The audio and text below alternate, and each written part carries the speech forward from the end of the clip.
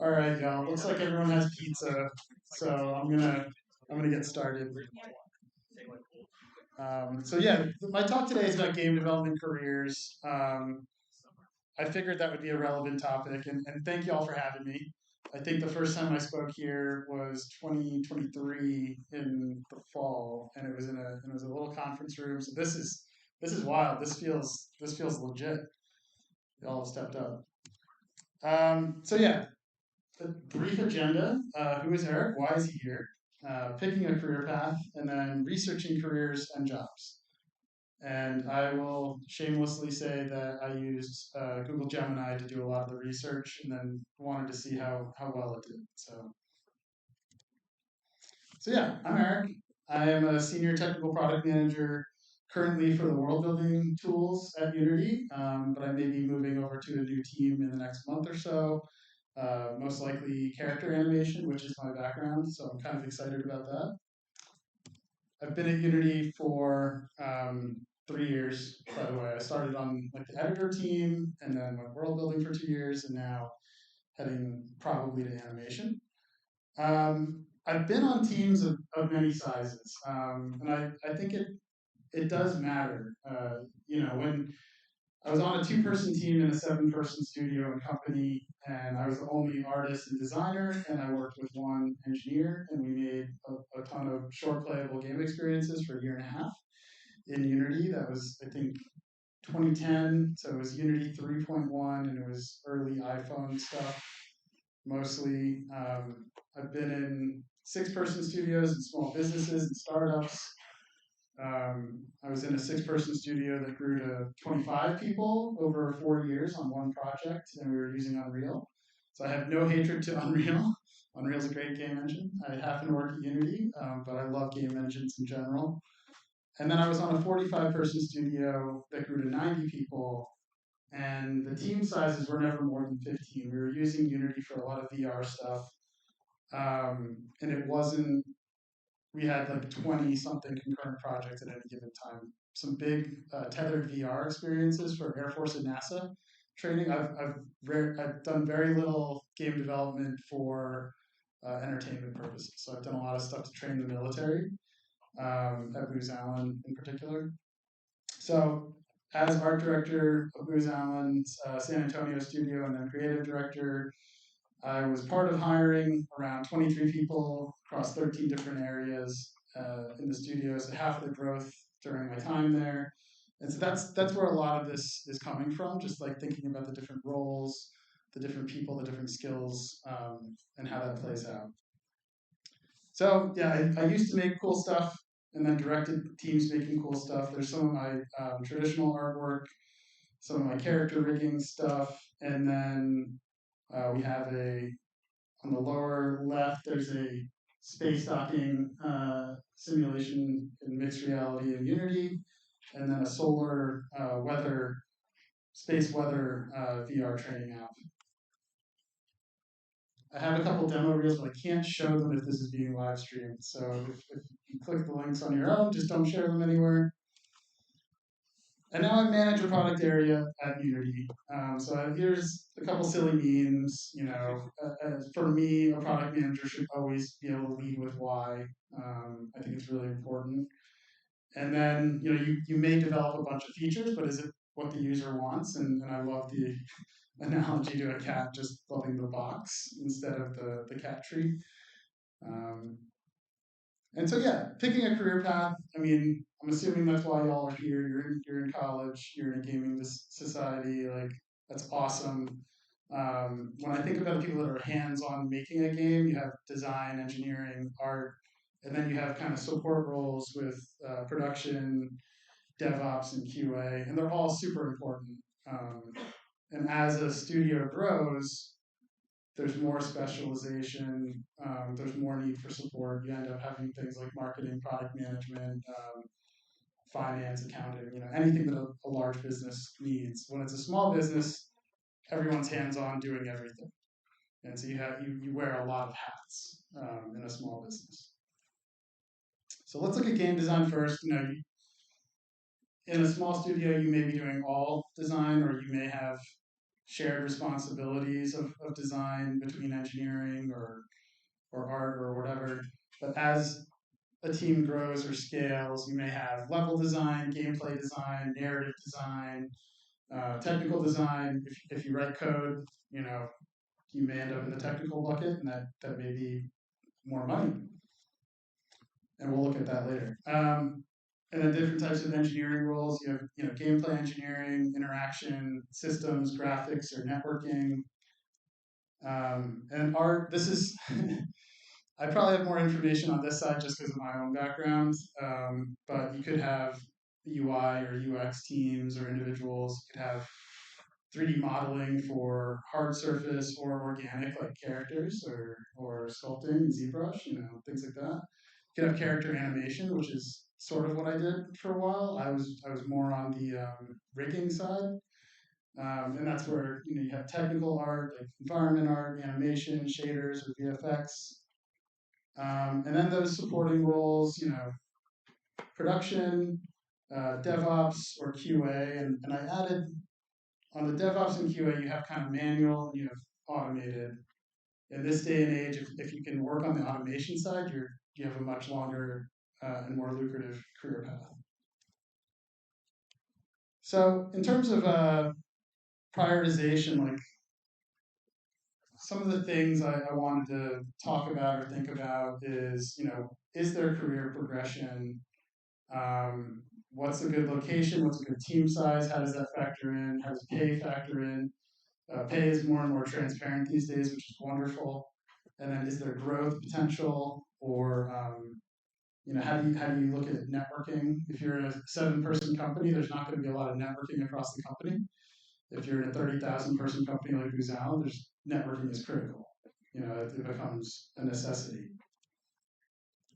So again, I use Gemini Advanced. I'm testing out a free trial, so I shamelessly looked at this, and I wanted it to even make sure it gave me all of the references, where it's pulling data. I don't completely trust it, so I thought it was helpful. I think it's even better if you know the sites you want it to search and give it very specific prompts. So for game design, this looked about right for me. I mean, it does depend on your location. If you're going to get paid more in California, but your cost of living is going to be twice what it is here, and you have to factor all that in. And for game design, I'll also add that unless you're in a very, very small team or company, it's not an entry level role. It really is not. Unless you're on a big team and you're doing kind of design grunt work, these are tough jobs to get. It's one of the most competitive. Everyone wants those jobs. Everyone goes to school for it, and so you have a ton of candidates and very few jobs. So unless you're one of the best and you have really incredible games to prove it, these are really tough roles to land. And a lot of people end up going to school for game design and end up as producers, is what I've seen. And it's hard to transition from production to game design. So engineering, actually, let me go back and let's talk about the pay scale for this, because again, if you look at the technical designer, the top end is 150 compared to only 100 for narrative and 115 for level design. So if you're writing code, you get paid more. It's pretty simple. But it's also a more senior role. If you look, the years of experience, 5 to 8 years on that.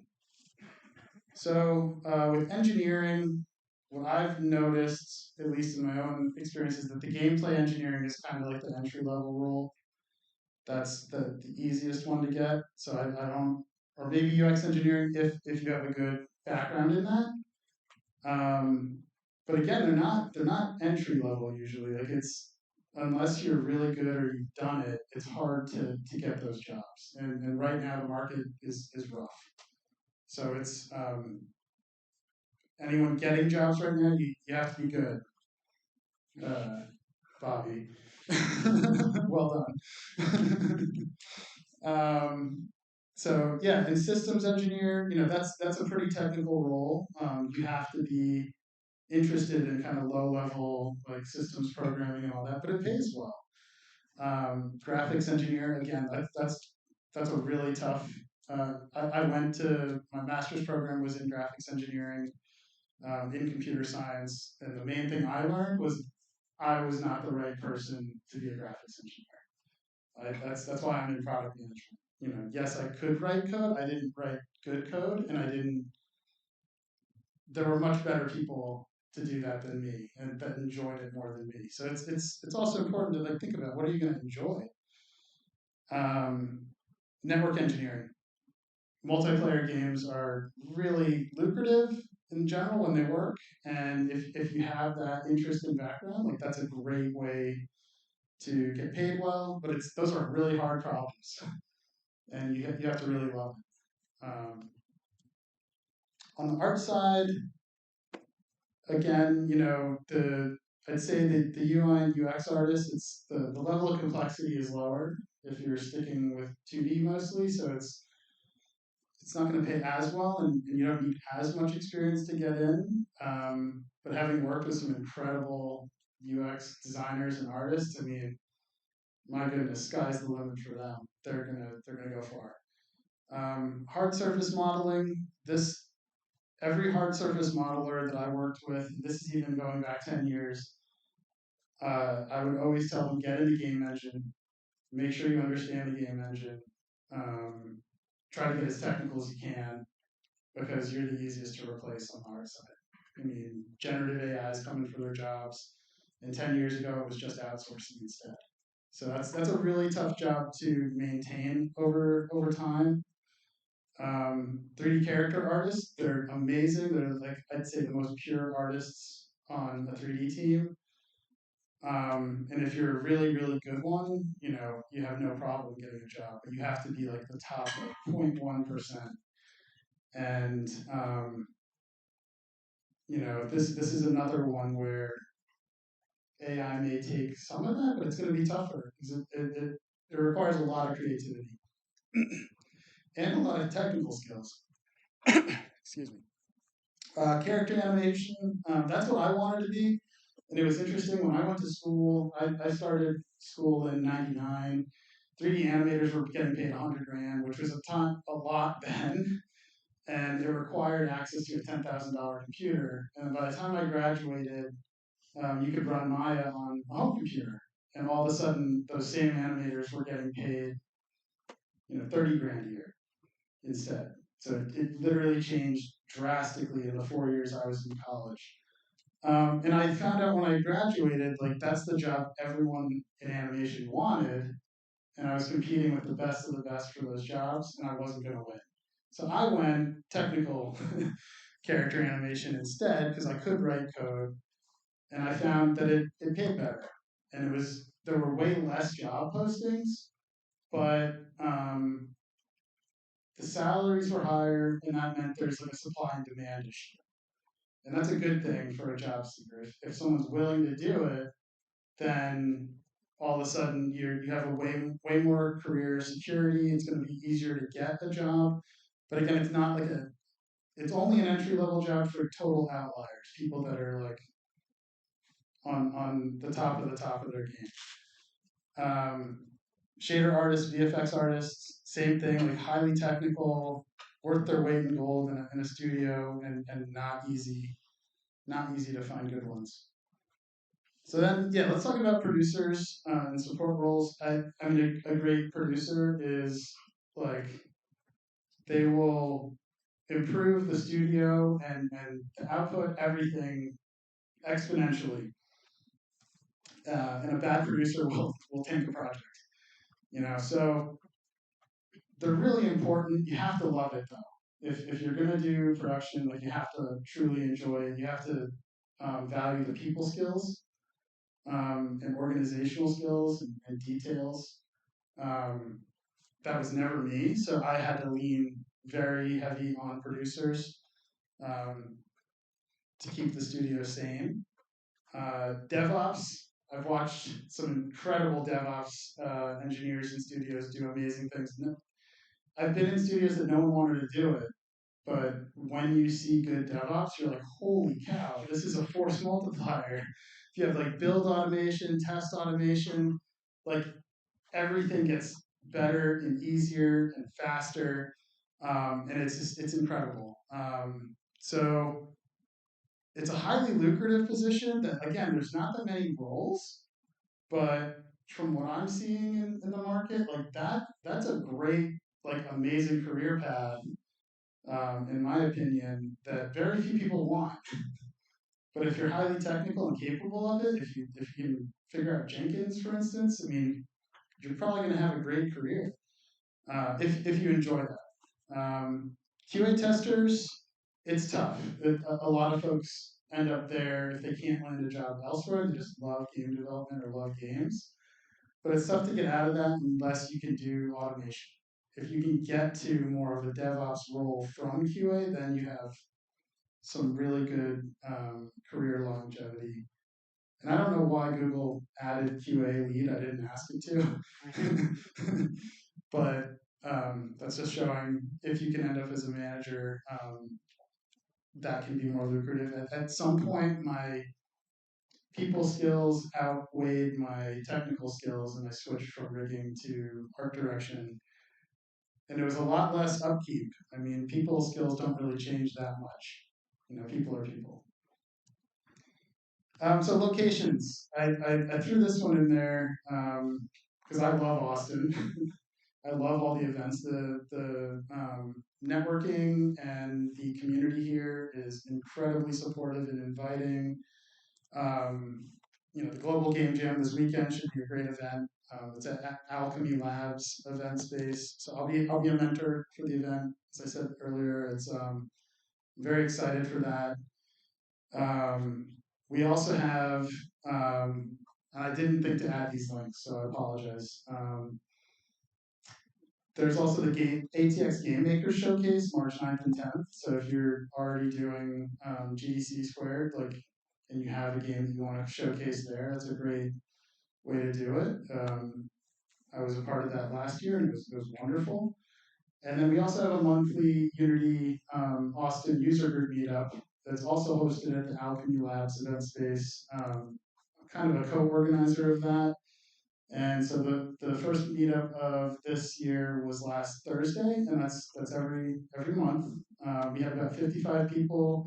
I think there were CEOs from 5 different studios in Austin. So there's some high level decision makers that are showing up and participating. We always have a speaker at those events, and one of those CEOs was the speaker. He's wonderful, learned a ton. And so then I want to get a little bit more into like project team size. There are definitely pros and cons of this. Having been on a 2-person team, you wear all the hats. You get to figure out what do you enjoy, what are you good at, what are you not good at, and it helps you kind of hone in on what the right career path might be. If you're uncertain, joining a small team or participating in lots of game jams and small projects is a great way to kind of hone in on, I like this, I don't, I'm good at it. You know, that's a really good way to do that. And yeah, more ownership, more creative freedom. But the cons are, yeah, you may not get to evolve much, and you may not get to progress. And if the team scales, sky's the limit. Opportunities for everybody. But if this team doesn't scale, then it's kind of rough. And so it's hard to anticipate what's going to take off and what's not, especially in game development. You know, a hot game is an outlier. Um, so, and I use these team sizes because we actually think about this a lot in terms of market segments for Unity studios and customers. And so we think a lot about the 1 to 15 person project team. We think a lot about the 15 to 50 person project team. And I do think this is kind of the sweet spot, honestly, because you kind of get the best of both worlds. You know, you have opportunities for specialization. You may have opportunities to kind of switch roles. You may have more mentorship and more growth opportunities than a really small team, but you're not going to have a AAA budget. and so you may not get paid as well. You may not be at a large corporation, um, and it can be tough. So, but I do think that this is kind of my favorite. This is what I would recommend if you can land a job in one of those. And then you have AAA. Um, I've never worked at a AAA studio, but I've worked with a lot of people that have come from AAA studios seeking more stability, more work-life balance after getting kind of thrown through the ringer. And what I will say is that at a AAA studio, what I've heard and seen is that you're going to do one thing for 4 years. If you're a character artist, maybe you make guns for 4 years. That's all you do. And so you become one of the best in the world at doing that one thing for 4 years. And then it can be hard to like pivot sometimes, but it's a way to become one of the best in the world at a thing if you know that's what you want. However, I've also noticed that there's very few people in these AAA studios that tend to progress. Like I know a lot of my friends that are in AAA, they've been in the same type of role for a decade, 15 years, and they're the best in the world at that thing. But it's really hard for them to kind of change what they do. And for someone who's like a hard surface 3D modeler, I have a friend who does that. It can be really tough right now. Like they're really struggling to find jobs, and so that's one disadvantage is that you can get pigeonholed into something very quickly and easily if you're not upskilling in your downtime and keeping up with kind of side projects, which is a lot. If you're working AAA timelines and hours, you don't have a lot of free time either. It's really hard to get time to invest in upskilling. So yeah, sorry about the formatting. Some of this stuff did not come in great. I added that LinkedIn is wonderful, but only large companies can afford to post there and pay for the recruiters. But it is the modern resume. Like that's what's going to get seen more than anything else. So if you're going to over-index on having a really good LinkedIn, having your skills, showing your project, having links, and networking on there. All of that matters. Other really great sites though are hitmarker.net is amazing for all things game development, all things careers. It's a really wonderful site. Grackle HQ is made in Texas by the name. It's a job aggregator site just for game development. It's also very good. AmirSatpat.com, a lot of great job resources. He has a mentorship program. I mentor on there. I tend to take on mentees in tech art or folks looking to start an indie studio and trying to help them get started. Like that's kind of my wheelhouse. Other good sites, Glassdoor.com, livingcost.org. I recently discovered they closed the Unity Austin office, and I was just thinking like, should I move? And so I did a bit of research on cost of living comparison, and my conclusion was no, I should not move. Austin's wonderful. Stay here. Levels FYI is another good one, similar to Glassdoor, but it kind of shows different pay scale at different levels across different large companies. It's more applicable to that. And yeah, that's all I got for my presentation. Happy to answer any questions. I don't know how we're doing on time. Yeah, we're good on time. Okay, cool. I tend to talk too quick, especially you're a very good speaker. I'm learning. So any questions? Any thoughts on any of this? Is this relevant or helpful? Bobby. So, if we go back to the QA thing, I've heard like recently, like it used to be, from what I've heard, it used to be a like well-trodden career path where you would start in QA and work your way up. Is that no longer a thing? It might be. I've never seen it personally. There's a QA guy at Unity who is absolutely incredible. He started as an AI programmer at Ubisoft, and then came in as a QA person in Unity. He's now, I don't know, maybe a director. Um, he's incredible, but he had the engineering chops to start. So I think that if if you're a strong engineer already and you take a QA role, you've got a way out. You can get out of that. You're not going to be a manual tester, and especially if you're investing in process automation, AI. You're going to be fine. Like that's a good thing to be upskilling in right now. So I can't speak to it from my own anecdotal experience. Like I've never seen anyone go from QA into an engineering role in my experience. I love the idea of that. Yeah. Yeah. Any other thoughts or questions?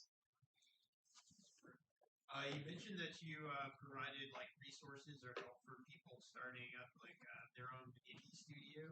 What kind of resources or like how do you tend to work with them? Well, you like this is just kind of found me. It's not something I was actively trying to do. I tend to take on mentees that have a lot of technical skills in a lot of areas, and they all want to do solo game projects. And I tell every solo game developer, go find teammates. Do not work alone. The people skills are critical for game development. It's the most collaborative medium you're gonna be able to do in entertainment, and it's all types. Very artistic folks. You have very technical folks. And so what I try to do is I try to do some matchmaking almost, and I go to a lot of Austin events and try to help people make introductions with each other. Like, oh, okay, you're strong in X, Y, and Z. Like, take on a partner. You've got a great game idea. Like, ask this other person if they want to be a part of it. That's part of what I do. Is I just try to help the networking, and it's based on my experience. I don't know. I've done some research on Kickstarter campaigns. What does that look like? I try to help folks look at how do you get to release and launch. How do you properly market that, socialize it? And I've never done it, but I know enough people in the community that I can make some connections. I love doing research in general. Um, and so I like comparing that stuff. I want to tell them, pick a reasonable budget. If you know you're going to need 500,000 in funding, but your Kickstarter campaign can only be 150 grand to make sure it gets funded. Now you got to find investment elsewhere. What are you going to do? How are you going to spend that? What's the team size you're going to need to do what you're talking about? Those are the types of things that I try to. I think as a product manager, I look at a lot of market data. I look at a lot of industry trends. I for Unity in particular, I've done a lot of like competitive analysis work. So I look at like different platforms, what's getting used, what's getting making money, how do you stand out there, and so those are the types of things. I try to be a bit of a consultant for that, and I'm always interested in seeing folks in the community succeed. I feel like I've gotten to see the different team size and see growth over 10 years before joining Unity, and that's been really exciting for me. I want to help other people find that more easily. That's what I try to do. Is that helpful? I don't know. That was perfect. Thank you. Awesome. Any other thoughts or questions?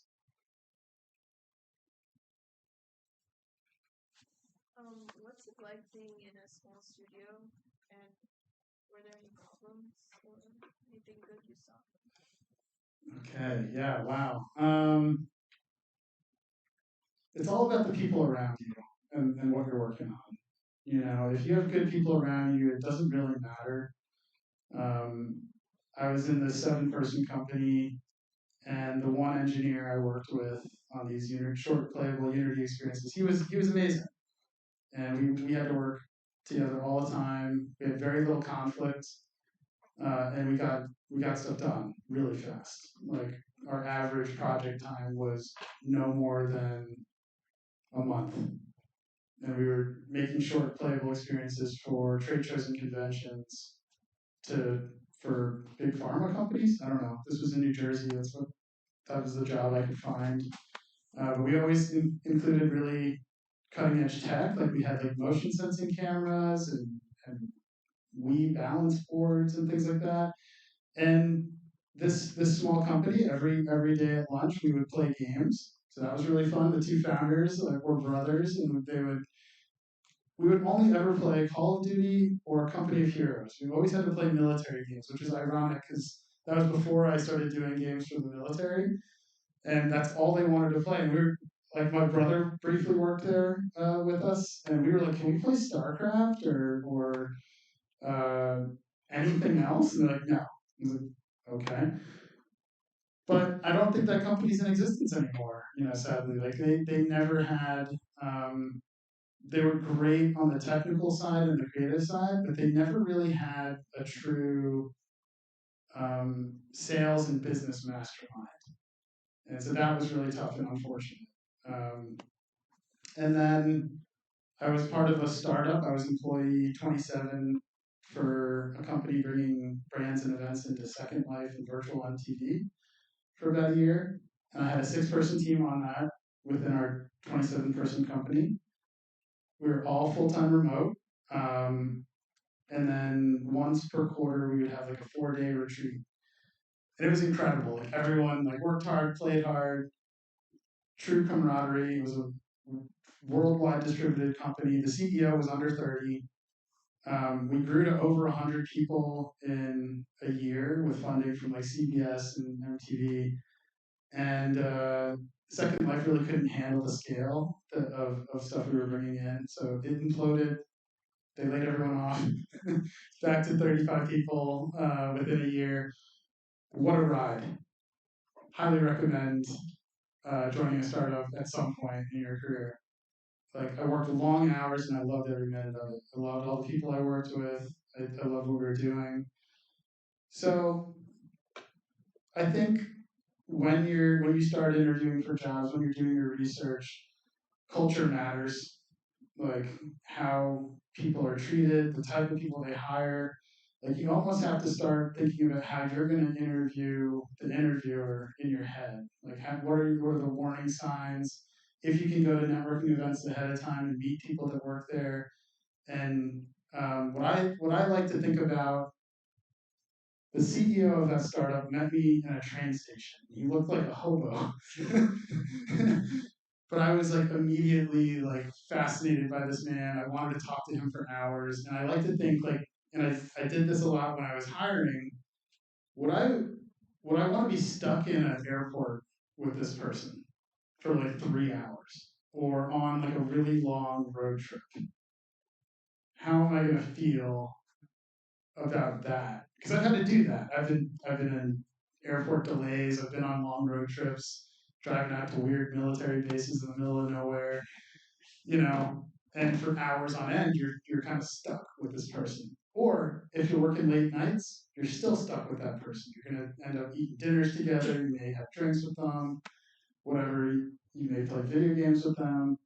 So that's, I think, and so every team I've been on, I've always tried to invest in culture and camaraderie and building that fun into the group. And I think that's really critically important. I've gotten to benefit from that so many times in my career. I just want other people to experience it. I don't know if that helps. Yeah, that definitely helps. So basically, like smaller groups, more like time to get along with other people, and then more opportunity to get to know your team better as well. Yeah, I think so. But even at Booz Allen, which is a military contractor, we had a blast. I mean, it felt like a game studio. We had a ton of people from AAA, and we kept it fun. We would do game nights, probably once a quarter, And we would take advantage of all the giant meeting rooms and projectors, and everyone bring in their consoles and share whatever games they loved and why. And it was really fun. So, um, and then at Booz Allen, I also had they would pay for like a running coach to train for a half marathon. They would pay for a softball team, and they'd have other. I met a lot of people that I never would have worked with, never would have met in a million years through Booz Allen in San Antonio, and that was really fun too. So I will also say I think like your job and career experience is going to be whatever you make of it, and I'm not a big. I do consider myself an introvert.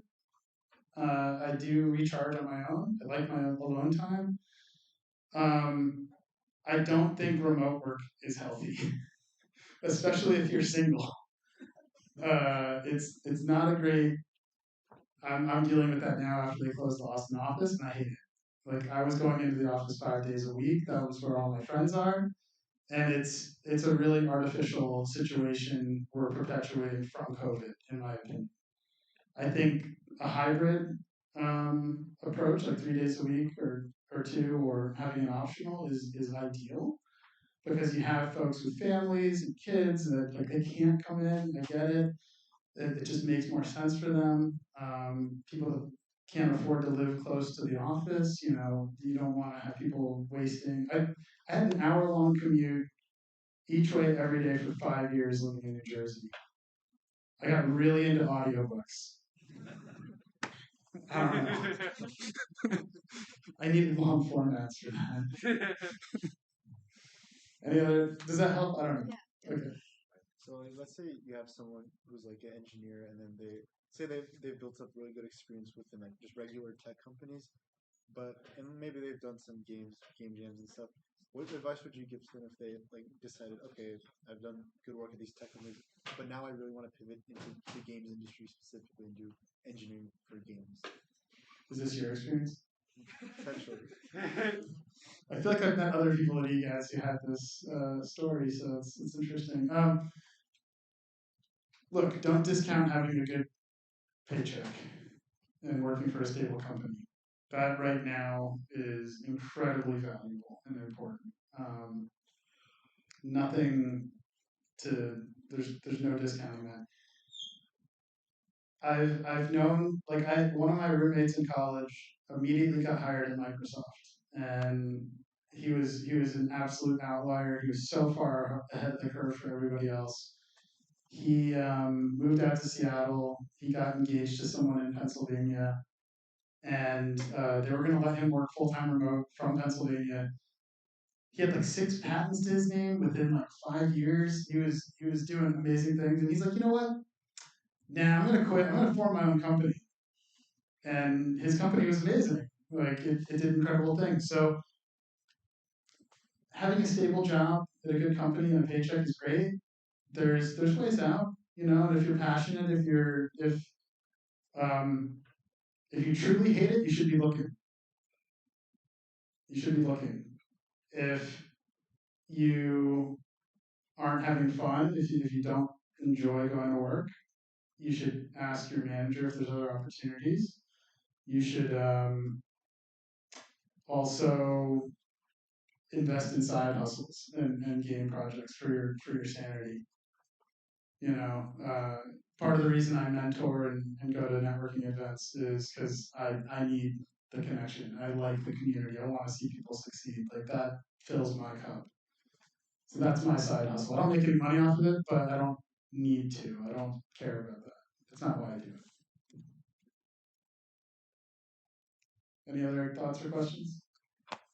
For people who work in these positions, is there ever any concern when you're working on your own projects on your own time? Like is the company ever going to be like, oh, you made that on company time kind of stuff, or is it like, or is there ever just like you get burnt out at work, you don't want to do your own projects? Yes and yes, 100%. It really depends.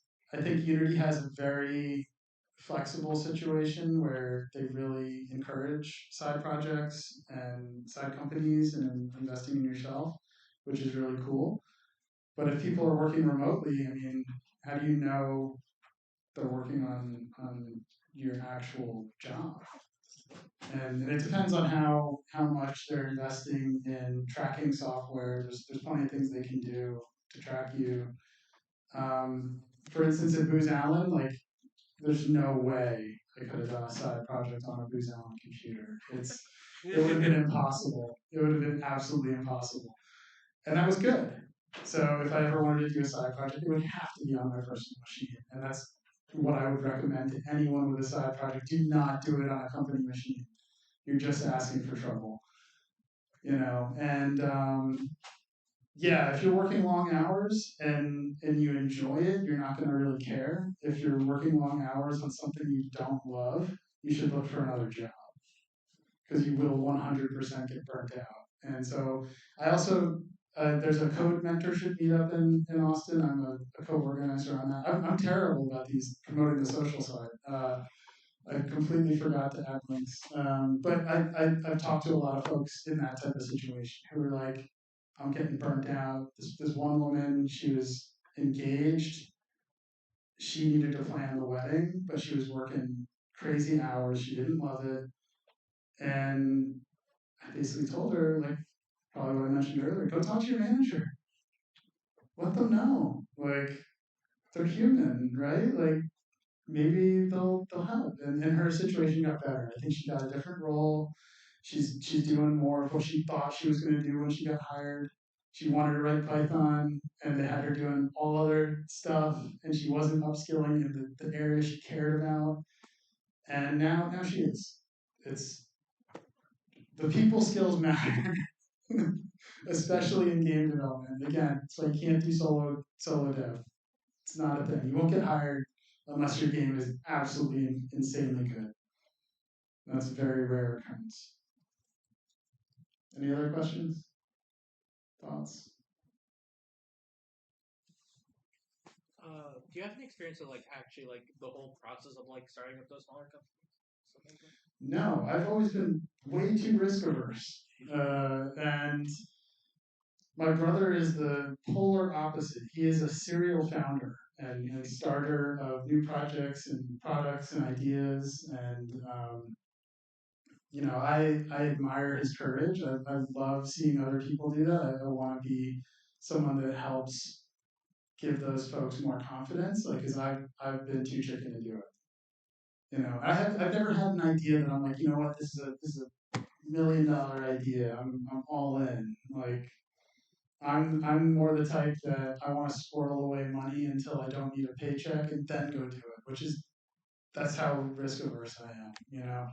So no, I admire folks that do, and like again, like what I try to do is just do the research, like be a sounding board, be an advisor. Like a couple of folks I talk with often at a lot of these events, they're in the middle of it, and I just want to help them succeed. And maybe they put me on their board of advisors someday or something like that. Who knows? But that's all I care about is just like if we have more successful projects and studios in Austin, like everyone wins. That's how I think about it. Anybody else? For like level design and like writing and all that, I've always heard that it's like a role that you start off somewhere else and then move to that. Is that true? And if so, like, how does that work? Like, what do you recommend and all that stuff? That is exactly what I've seen every single time. Yeah, I mean, on the really small teams that I was on, I was doing it. It was never my full-time job, and so that's what I think is interesting. Also, is when you're on a small team, you may wear all the hats, and so you can point to examples of like, hey, this is a level I designed. This is a level in this context or this platform. That was never where my heart was, even though I'm the product manager of Unity's level design tools, so like Pro Builder. And I love our team. I love the product area. I love talking to studios about it. What I've seen is people tend to either dabble in 3D art, Like maybe they took a bunch of courses, maybe they did some really simple assets. They were never good enough to be a 3D modeler, but then maybe they write some code too, and so then they can do interactions in a world and add life to other people's art, and so then that becomes like their superpower. But yeah, I don't know how people get into level design. Honestly, like it is like baffling to me. I don't know if they just have indie games that they've made that just look amazing. I'm trying to think of like people we've hired in the past, and yeah, we did hire a solo dev once for game design, and they were not a great collaborator, and it was really rough. It was really rough. They thought they knew everything because they had a solo project. They would bring on contractors. They were used to being the boss, and then being able to play that role and be more supportive of everybody else, more collaborative, was really difficult for them. And so that's another like anecdotal experience why I'm now wary of solo devs. any other questions, thoughts? These have been great questions so far, and thank you. I really appreciate all y'all being engaged and interested. Yeah, it's cool. Should we wrap up there? So we'll wrap up there. Everyone, round of applause. Thank you, thank you. This is a lot of fun. Thank you. All right. I think that about wraps it up. I think, yeah, that's it. If you want, there's more pizza over there, but y'all are free. Thank you.